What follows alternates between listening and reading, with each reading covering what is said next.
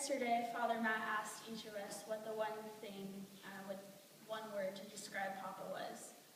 A million thoughts raced through my head because he played so many different roles in my life.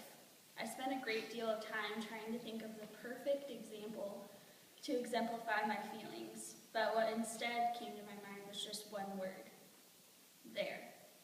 He was there. I expect him to be there, in the chair in the living room, baking his sourdough bread, camped out near the pies at family dinners. He was there for everything for my family growing up, from as far back as I can remember. He wasn't the grandparent that we saw on holidays and birthdays and counted the minutes until we could go home.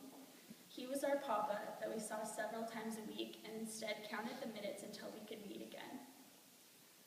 The first role he played was an obvious one. He was my family. For some of us, he was an uncle, a cousin, father, or husband, but for Jake, Cutie, Lachlan, Mackenzie, and I, he was our Papa. He became Papa as soon as Jake was born, and the title just stuck for the entire family. Every time we would pull up to their house, I could hardly get out of my car seat fast enough to go run in the house and tackle Papa for my hug. Times spent with Papa were magical. He made you feel like you were the only person in the room and included us in everything he did. Whether it was a wood project, gardening, a crossword puzzle, cooking, or an odd job around the house, being Papa's sidekick for the day felt like the coolest job ever. He was there for us always. Every basketball game, class performance, dance recital, award ceremony, and birthday party, he was there. He even made the trek out for my 21st birthday less than a month ago. You'll later notice in the slideshow that most of the family photos captured were him sprawled out on the floor with all of us when we were very young.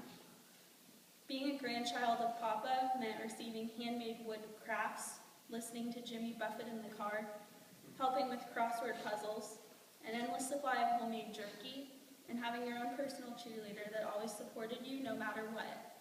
Also, you knew you were in good shape if you drew your name at Christmas time.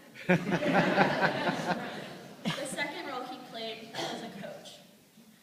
He taught me the important skills like how to use the soda can crusher in the garage, how to make the most of an ice cream cone, how to make sure the sweets were hidden away before my parents got back, how to play pool and poker, measure twice, cut once, and how to fake fall asleep so that when my parents came to pick us up, they would just let us stay the night.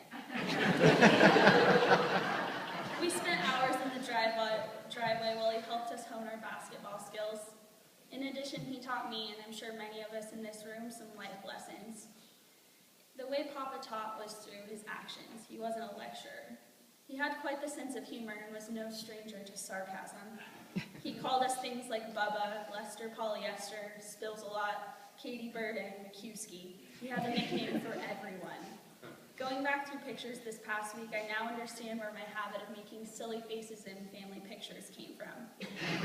When the house burned down when I was in 5th grade, I could never remember him being sad or depressed, but I remember him changing his email to include burnedout@charter.net. He taught me not to take things too seriously, and whatever I was going through wasn't anything that couldn't be solved with being surrounded by my family. After playing golf for all those years, he finally achieved a hole-in-one earlier this year.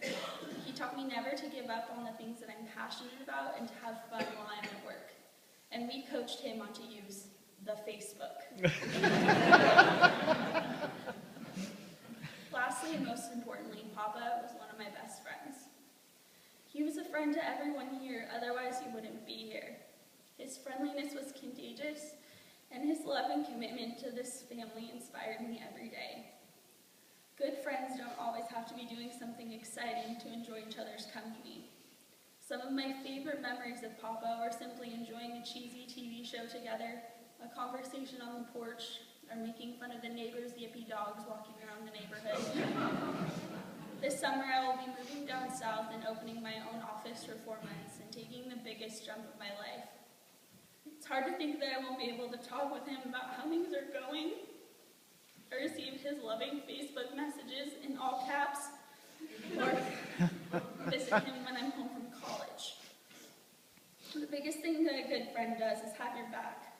Papa was the one you could call any hour of the day, and he would be there, no questions asked. My mom said that when she was younger, he was the one that convinced my grandma to stay up late until her, James, or John got home to make sure they made it safely. I can't remember one time when I left their house where he didn't see us off. It didn't matter if I was 2 being clicked into a car seat or if I was 20 driving off in my own car. He would always stand out there, do a silly wave goodbye until I couldn't see him anymore. Papa was there, and I can honestly say without him being there, I wouldn't be here, where I am today, because he always told me I was his little Miss Magic and I could do anything I put my mind to. How lucky I am to have something that makes saying goodbye so hard. I miss you so much, and I will always love you, Papa.